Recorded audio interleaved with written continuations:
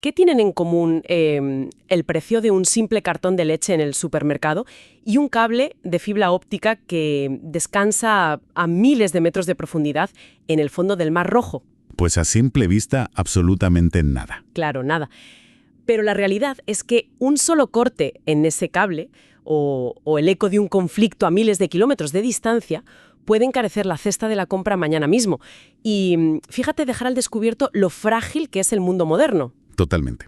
Es una imagen muy impactante, pero es que es totalmente precisa. O sea, solemos pensar en el mundo a través de mapas políticos tradicionales, Con sus líneas claras, países de distintos colores. Exacto. Una visión muy reconfortante, ¿verdad? Sugiere que los problemas se quedan contenidos dentro de las fronteras de cada país, pero la economía global no funciona así. Esas líneas fronterizas están atravesadas por una red que es invisible. Una red inmensa de rutas marítimas, gasoductos, cadenas de suministro y, bueno, conectividad digital. Y cuando una de esas arterias se obstruye, pues el impacto no respeta ningún mapa. Esa es precisamente la lente que vamos a utilizar hoy en esta nueva exploración a fondo. Tenemos sobre la mesa un material fascinante.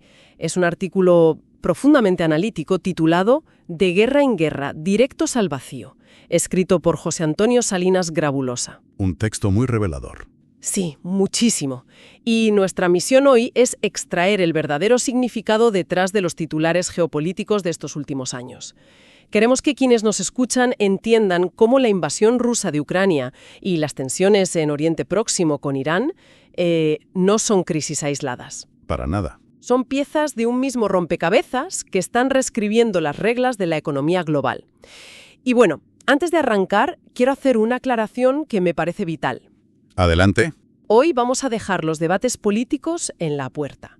Nos vamos a ceñir estrictamente a los fríos datos que da el artículo, para entender, las implicaciones macroeconómicas, logísticas y tecnológicas. Me parece perfecto. Nada de tomar partido. Solo queremos diseccionar los mecanismos que alteran nuestro día a día de forma totalmente imparcial. Totalmente de acuerdo. Yo estoy 100% alineado con eso. El enfoque debe ser puramente analítico.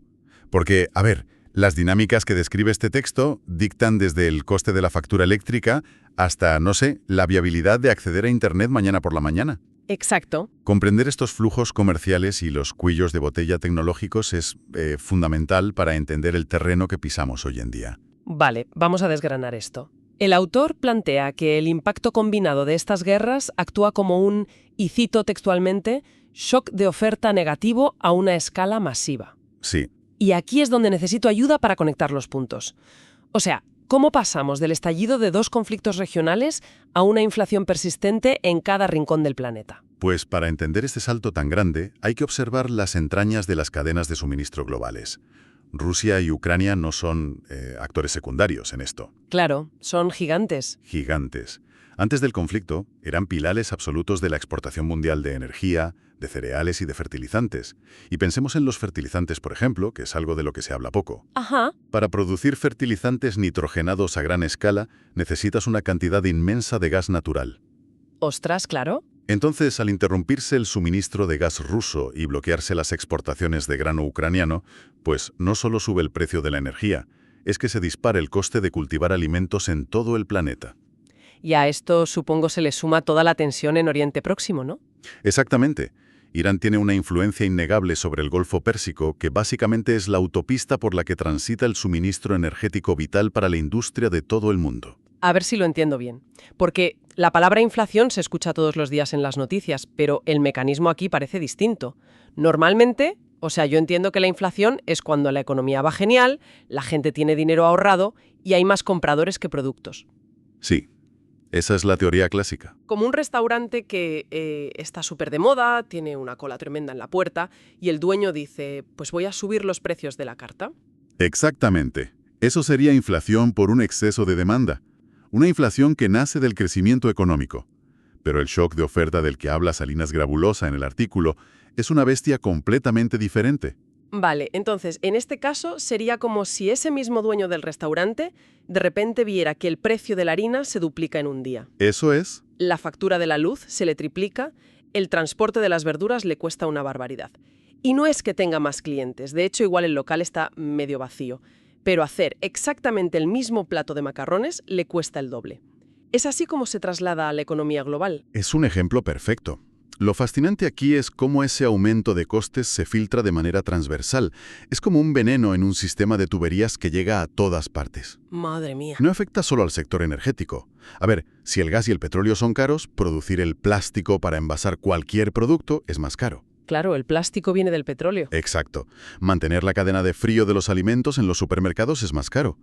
Y el transporte marítimo, bueno, multiplica sus tarifas por las nubes. Todo suma. Todo suma y crea un efecto de tenaza brutal. Las empresas ven cómo sus márgenes de beneficio se aplastan por completo y al mismo tiempo los hogares pierden poder adquisitivo. Porque todo lo básico exige un porcentaje mayor del sueldo, desde encender la calefacción hasta comprar el pan. Exacto. Y esto nos lleva al famoso dilema de los bancos centrales que menciona el texto, que es un callejón sin salida. Sí, el gran botón rojo que tienen los bancos centrales para detener la inflación es subir los tipos de interés, ¿verdad? Es decir, encarecer los préstamos para que la economía se enfríe y la gente gaste menos. Esa es la herramienta principal, sí. Pero, a ver, si el problema no es que la gente esté comprando demasiado, sino que producir cualquier cosa cuesta una fortuna por la guerra, ¿no es subir los tipos de interés una medida inútil o incluso peligrosa en este escenario? Peligrosísima. Es un callejón sin salida absoluto. Porque, a ver, al subir los tipos de interés, lo que hace el Banco Central es encarecer el dinero. Ya. Esto frena a una familia que quiere pedir una hipoteca, de acuerdo. Pero es que no hace que aparezca por arte de magia más gas natural, ni hace que los barcos naveguen más rápido por el Mar Rojo. Claro, el problema logístico sigue ahí. Al contrario, encarece el crédito para las empresas que justamente ahora necesitan financiación para poder adaptarse a este shock brutal de costes. O sea que se corre el riesgo de asfixiar la inversión. Totalmente. Asfixias la inversión y puedes provocar una recesión severa, sin llegar a resolver el problema de raíz. Porque el problema es puramente físico y logístico, no monetario. Ya veo.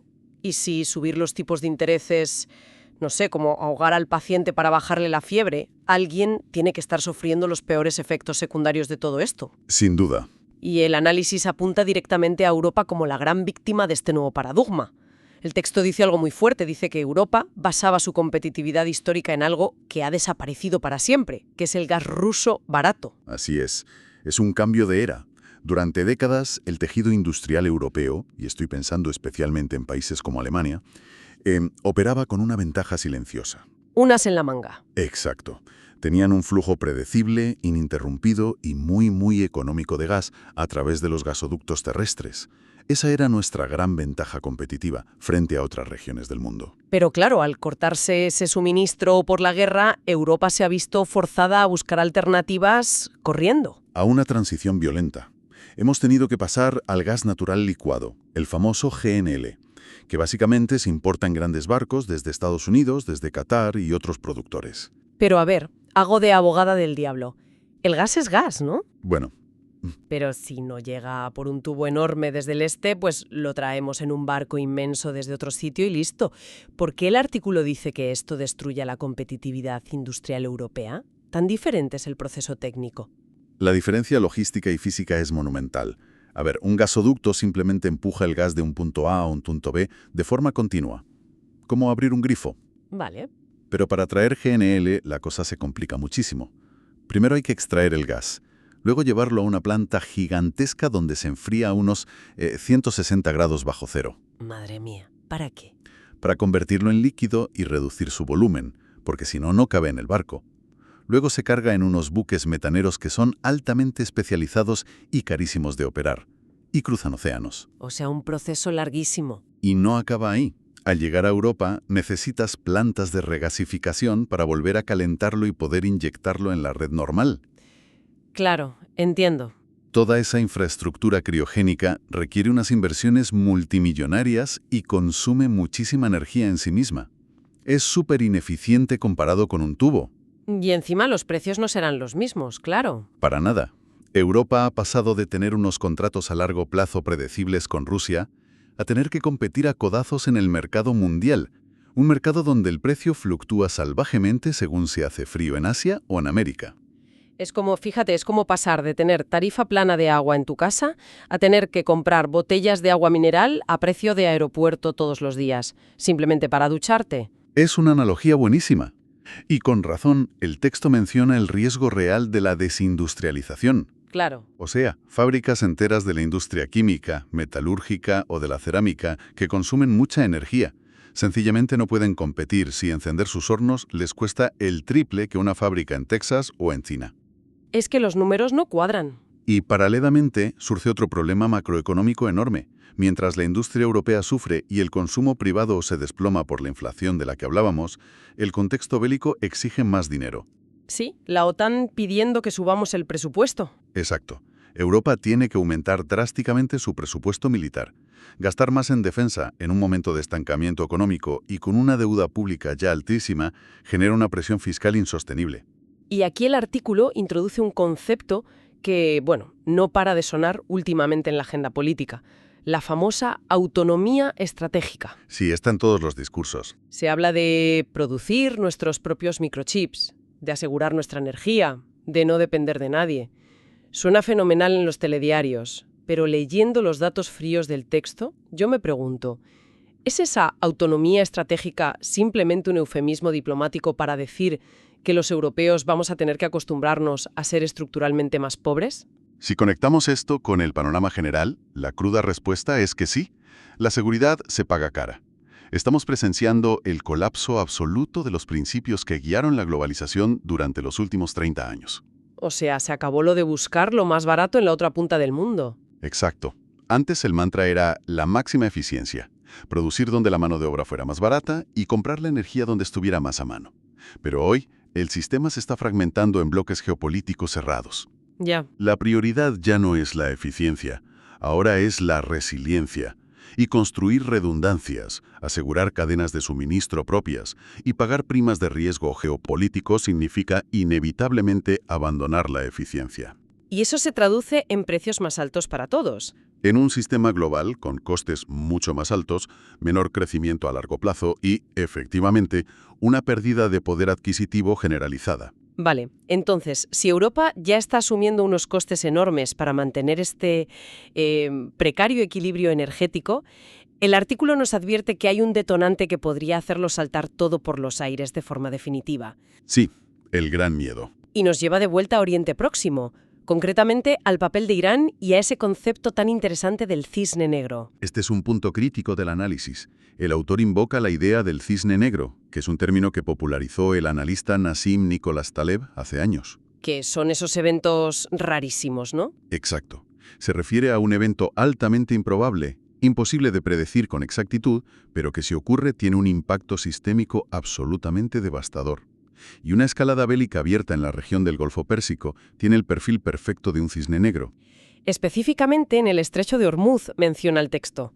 Porque claro, por ese estrecho transita una cantidad obscena del petróleo mundial a diario. Una cantidad brutal. Pero el matiz que me llama muchísimo la atención de Salinas Grabusosa es que dice que ni siquiera hace falta que bloqueen el estrecho físicamente con buques militares o con minas navales. No hace falta. El artículo insinúa que la simple percepción de un riesgo inminente bastaría para hundir la economía global. Habla del comportamiento irracional de los mercados financieros. Totalmente. Y aquí, tratando de visualizarlo, yo me imagino los mercados financieros modernos como alguien que conduce de noche a toda velocidad confiando a ciegas en las indicaciones de su GPS. Ajá. Si el GPS tiene un mapa antiguo y no sabe que hay un precipicio 100 metros más adelante, el conductor no frena hasta que ya está cayendo al vacío. Es así como reaccionarían los modelos financieros de riesgo ante algo como un bloqueo en Hormuz. Es un excelente punto de partida para entenderlo, sí. Pero hay que añadirle un factor clave, que es la automatización del pánico. ¿La automatización? Sí, o sea, hoy en día, los mercados financieros están dominados por algoritmos y por modelos matemáticos que operan a alta frecuencia. Máquinas comprando y vendiendo. Exacto. Y estos sistemas se entrenan con datos históricos.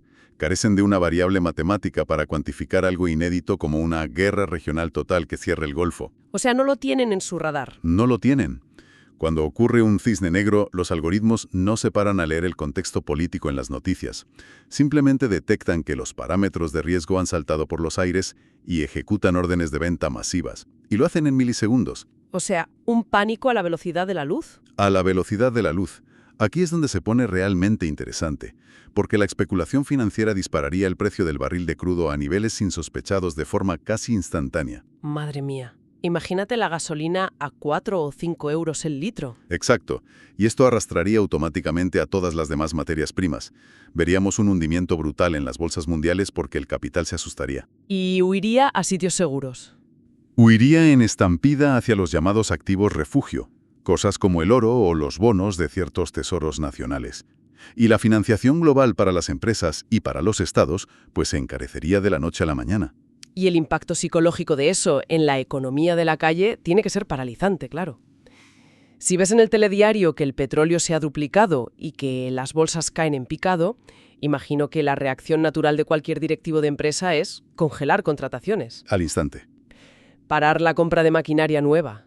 Y la reacción de cualquier familia es, pues, no cambiar de coche ni irse de vacaciones a este año. Se guarda el dinero bajo el colchón. Totalmente. El pánico es contagioso. Se genera una crisis de confianza que se retroalimenta a sí misma. El encarecimiento brutal de la energía actúa de facto como un impuesto gigantesco y súper repentino sobre cada actividad económica. Drena todo el dinero disponible. Drena la renta disponible, y aquí volvemos a los bancos centrales. Se encontrarían ante una pesadilla institucional absoluta. Otra vez, el callejón sin salida. Peor aún, tendrían una inflación desbocada por el precio del petróleo que les obligaría, teóricamente, a subir tipos para intervenir, pero chocarían de frente contra una economía real que ya estaría completamente paralizada por el terror de la gente. El riesgo de cometer un error histórico en la política económica, en ese escenario, es altísimo. Buf, me vuela la cabeza pensar que la estabilidad de nuestro día a día dependa tanto de esos malditos cuellos de botella físicos, ¿no? Del paso de 4 barcos petroleros. Es que dependemos de la geografía física mucho más de lo que creemos. Y claro, el artículo de Salinas Eraunosa da un giro aquí fascinante y la verdad que terrorífico. Nos demuestra que el petróleo no es lo único que pasa por esos cuellos de botella. No, ni mucho menos. La infraestructura digital de nuestro mundo transita exactamente por los mismos canales. Pasa de advertirnos de la falta de energía a advertirnos de que, literalmente, se nos funden los plomos, es decir, la posible balcanización de Internet. Fíjate, esta es una de las vulnerabilidades más críticas y a la vez menos comprendidas por la sociedad actual. Tenemos una noción casi mística de lo que es Internet. Sí, totalmente. Hablamos de la nube como si fuera literalmente un ente etéreo que flota sobre nuestras cabezas, ahí en el cielo, inmune a lo que pasa en la Tierra. Exacto. Pero la realidad es que la nube pesa, tiene textura y lo más importante, se puede cortar con unas buenas cizallas. O sea, es física. Es física. La inmensa mayoría del tráfico mundial de datos, y hablo de nuestros correos, las transacciones bancarias intercontinentales, las videollamadas, no viaja por el aire o por satélite de forma principal, viaja por gruesos cables de fibra óptica. Cables que están recubiertos de acero y plástico y descansan en el lecho marino. Eso es. Y el problema es que la geografía manda, como decíamos. Esos cables tienen que pasar por cuellos de botella geográficos para conectar los continentes. Tienen que pasar por el Mediterráneo Oriental, el Mar Rojo y el Golfo Pérsico, para conectar Europa con Asia y África. Precisamente las zonas de máxima tensión bélica que venimos analizando desde el principio. O sea, es decir, que la principal arteria de comunicación de toda la humanidad reposa físicamente bajo zonas de guerra activa. Bajo zonas donde caen misiles, ¿sí? Es que si alguien decide soltar un ancla de un barco de forma intencionada o detonar una carga de profundidad, la conectividad de continentes enteros se va a pique. Y el sabotaje físico es solo la punta del iceberg. El texto de Salinas Grabulosa se adentra en el concepto de la guerra híbrida. ¿Los ciberataques? Exacto. Ciberataques diseñados no para robar datos, sino para paralizar la arquitectura lógica de Internet. Y aquí el autor subraya una amenaza muy específica, que son los ataques contra el sistema DNS. Vale, el artículo menciona constantemente esto de un posible ataque al DNS.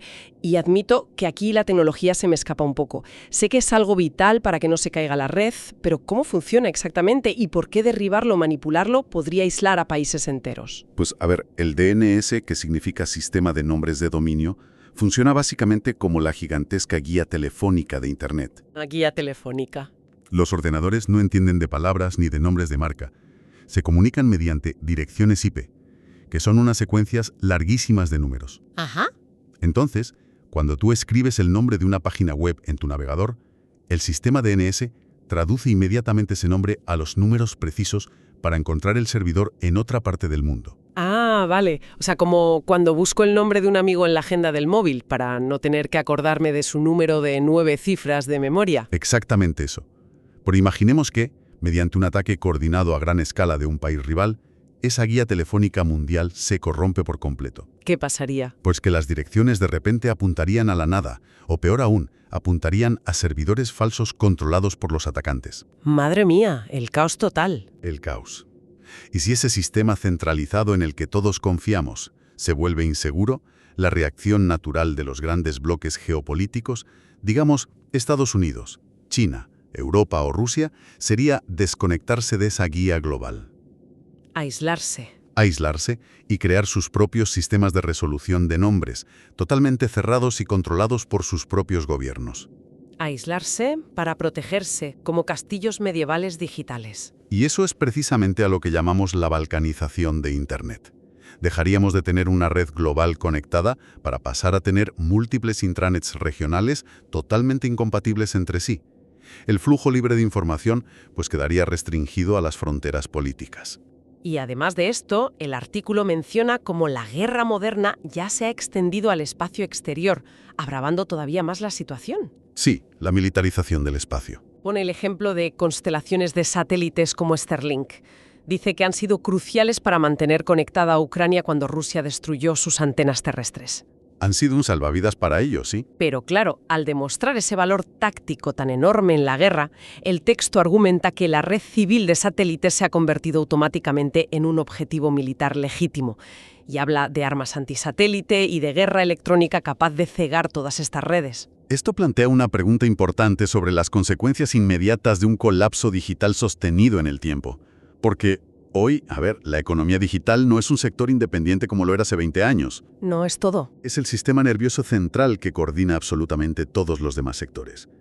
Un apagón de Internet o una balcanización severa detendría en seco los mercados financieros globales, que, como dijimos antes, dependen de transacciones en milisegundos. Separaría el comercio. Paralizaría la logística de los puertos, el seguimiento de los contenedores de mercancías, la reposición de stock en los supermercados y, por supuesto, inhabilitaría nuestra capacidad de pago electrónico. Adiós a las tarjetas de crédito. Vamos, volveríamos a la Edad Media en un fin de semana. Y a nivel social me imagino que el vacío informativo generaría un terreno súper fértil para el pánico general y la desinformación masiva, ¿no? Totalmente. Si la gente no puede comunicarse ni informarse, el caos está garantizado. Entonces, ¿qué significa todo esto? Si juntamos todas las piezas de este análisis de Salinas Grabulosa, el panorama creo que nos exige abandonar mucha ingenuidad. Desde luego. La interconexión de la guerra en Ucrania y la crisis en Oriente Próximo nos dibuja un mundo que está mutando muy rápidamente. O sea, atrás queda la era de la energía barata y la hiperglobalización supereficiente. Esa era ya es historia. Entramos en un periodo dominado por una inflación estructural muy pegajosa, bloques geopolíticos que buscan protegerse a costa de ser muchísimo más ineficientes y la constatación de que la red global que nos une a todos, Internet, pues pende de cables submarinos y de sistemas enormemente vulnerables a la guerra, tanto a la guerra física como a la híbrida. Es una síntesis muy rigurosa de la situación. Y por eso es tan imperativo que entendamos los mecanismos que mueven los hilos detrás de todo ese ruido diario que vemos en las noticias. Claro. Porque no es un mero ejercicio de teoría abstracta para geopolíticos, no. Estos son los factores que determinan por qué un modelo de negocio de una pequeña empresa que funcionaba hace 5 años, hoy es totalmente inviable. ¿Nos afecta al bolsillo directo? Determina cómo el aumento de los costes fijos erosiona los ahorros de nuestras familias, mes a mes, y expone la extrema fragilidad de la infraestructura logística y digital en la que, la verdad, delegamos nuestra rutina sin pensar ni un segundo. Es literalmente entender por qué las cosas cuestan lo que cuestan en la calle y por qué funcionan como funcionan. Y, bueno, para ir cerrando ya, siempre intentamos buscar esa chispa final de reflexión en nuestras exploraciones, ¿no? Algo que se apoya en los datos del texto, pero que nos invite a mirar a nuestra audiencia un paso más allá del horizonte inmediato. Pues, fíjate, si realmente esa balcanización de Internet se materializa en los próximos años y el mundo digital se fractura en ecosistemas totalmente aislados, hay una consecuencia silenciosa pero muy catastrófica a largo plazo en la que debemos pensar muy seriamente. ¿Cuál es? El freno al avance científico global. Gran parte del progreso en la medicina moderna, en la investigación climática o en el desarrollo de nuevas tecnologías depende vitalmente del intercambio de bases de datos masivas. Claro, universidades compartiendo información. Se ahoga bajo normativas de seguridad nacional e incompatibilidad de redes. Se frena el progreso humano. El progreso colectivo de la humanidad podría sufrir un retraso de décadas. Y ese es un coste oculto incalculable que ninguna métrica económica actual está teniendo en cuenta cuando hablan de bloques cerrados y soberanía digital. Es una perspectiva que te deja pensando, sin ninguna duda. Al final, proteger la conectividad no es solo proteger que podamos hacer compras online, es salvaguardar la propia capacidad humana de resolver problemas juntos. Exactamente. Un papel. Están forjadas en gasoductos de acero, algoritmos financieros y miles de kilómetros de fibra óptica bajo el agua. Así es el mundo de hoy. Entender cómo funcionan y qué las amenaza es la única forma de comprender nuestro presente. Muchísimas gracias por acompañarnos en esta nueva disección a fondo. A quienes nos escuchan, mantengan esa curiosidad viva, sigan preguntándose el porqué de las cosas y nos encontramos en la próxima exploración a fondo. ¡Hasta pronto!